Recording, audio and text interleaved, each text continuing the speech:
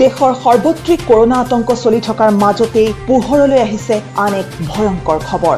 স্বাস্থ্যকৰ্মী আৰু চিকিৎসকৰ পাছত এইবাৰ কৰোনাত আক্ৰান্ত হৈছে সাংবাদিক। দেশৰ প্ৰায় 53জন সাংবাদিকৰ দেহত পোৱা গৈছে মাৰাত্মক কোভিড-19। মহাৰাষ্ট্ৰ চৰকাৰৰ বিশেষ উদ্যোগত সাংবাদিকসকলৰ স্বাস্থ্য পৰীক্ষাৰ বাবে বিশেষ উদ্যোগ গ্ৰহণ কৰা হৈছিল আৰু এই পৰীক্ষাত 53জনকৈ সাংবাদিকৰ দেহত কোভিড-19 পজিটিভ পোৱা গৈছে।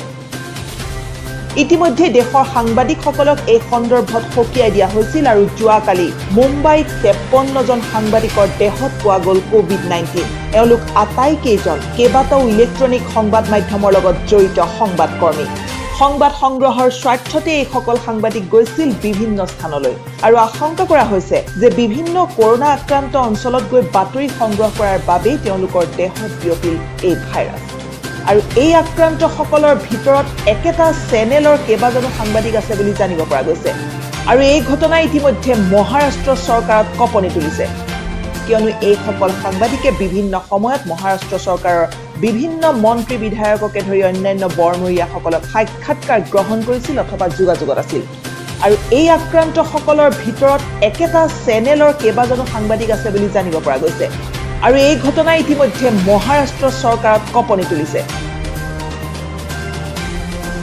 আনহাতে চেন্নাইতো 2জনকৈ সাংবাদিক আক্ৰান্ত হৈছে এই ভাইৰাছত। ভূপালতো এজন সংবাদকৰ্মী আক্ৰান্ত হৈছে এই ভাইৰাছত।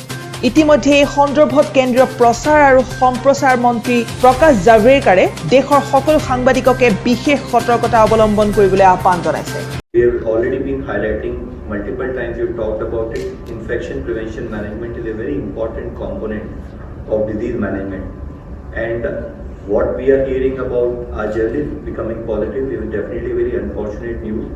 We would request that kindly, when you are attending to your call of duty, follow the required precautions, follow the required social distancing norms, and also use face masks or face covers. And besides keeping the distance. And as far as the sampling is concerned, sampling criteria is very clear. News Desk report Da Horizon.